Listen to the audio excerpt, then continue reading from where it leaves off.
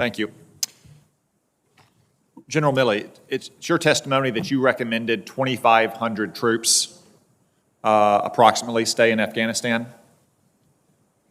As I've said many times before this committee and other committees, I don't share my personal recommendations to the President, but I can tell you my personal opinion and my assessment if that's what you want. Yes, please. Yes, my assessment was back in the fall of 20, and it remained consistent throughout, that we should keep a steady state of 2,500, and it could bounce up to 3,500, maybe something like that, in order to move toward a negotiated, gated solution. Did you ever present that assessment personally to President Biden? I don't discuss exactly what my conversations are with the sitting president in the Oval Office, but I can tell you what my personal opinion was, and I'm always candid. General McKenzie, do you share that assessment? Senator, I do share that assessment. Did you ever present that opinion personally to President Biden? Again, I'm not going to be able to comment on those executive discussions. Did General Miller ever present that opinion personally to President Biden?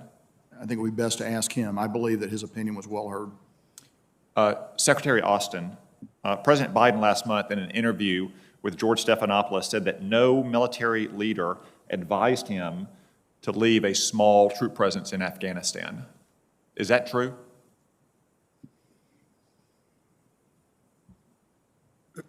Senator Cotton, I believe that, well, first of all, I know the President to be an honest and forthright man.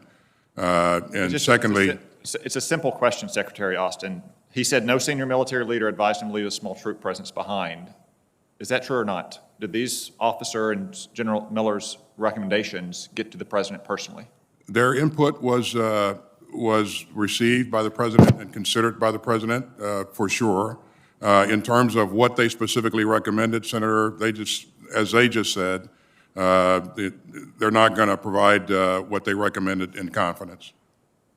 I mean, it sounds to me, it's shocking to me. It sounds to me like maybe their best military advice was never presented personally to the President of the United States about such a highly consequential matter. Let me move on to another recommendation they are reported to have made. General Milley, Joe Biden has said that it was the unanimous recommendation of the Joint Chiefs that we not maintain a military presence beyond August 31st. We've heard testimony to that effect today as well. When was that unanimous recommendation sought and presented to the President? You're talking about the 31 August? Yes, the 31 August deadline for getting out of on here. 25 August, I was asked to make an assessment and provide best military advice on... I'm sorry, my time is limited here. Okay. You gave me the answer that I needed to hear. August 25th? That's correct. Kabul fell on August 15th. That's correct. You were not asked before August 25th? 16th. On August 25th, I was asked to provide best military assessment as whether we should keep military forces past the 31st. Secretary Austin, was anybody asked before August 25th if we should keep troops at the Kabul airport? This is the President tasked us to provide an assessment on whether or not we should extend our presence beyond August 31st.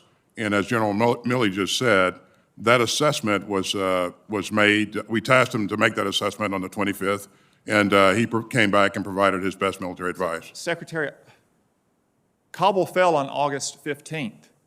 It was clear that we had thousands of Americans. It was clear to members of this committee who were getting phone calls that we had thousands of Americans in Afghanistan behind Taliban lines on August 15th. And it took 10 days to ask these general officers if we should extend our presence. I suspect the answer might be a little different if you were asking them 16 days out, not 5 days out. Again, my time is limited. I want to move on to another matter. President Biden's botched evacuation screwed things up coming and going as it relates to Afghan evacuees. We left behind thousands of Afghans who served us alongside of us, who were vetted and approved to come here. We brought out thousands who really have no particular connection, about whom we know nothing and cannot be effectively vetted. You now have female troops who have been assaulted.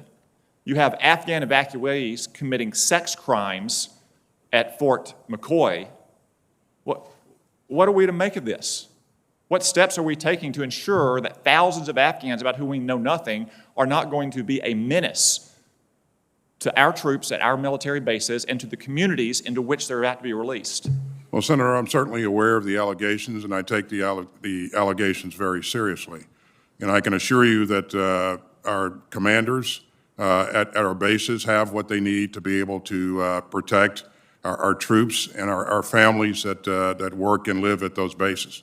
And I'm in contact with General Van Herk, the NORTHCOM commander, who has overall responsibility for the operation on a routine basis. And this is an area that he remains sighted on. All right, I've just got one final question. General Milley, I can only conclude that your advice about staying in Afghanistan was rejected.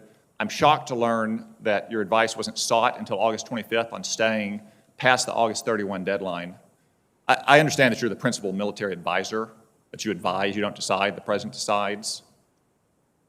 But if all this is true, General Milley, why haven't you resigned?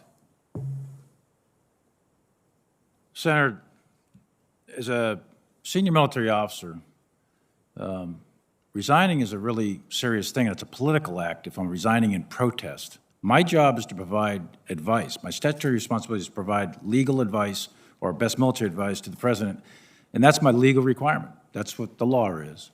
The president doesn't have to agree with that advice. He doesn't have to make those decisions just because we're generals.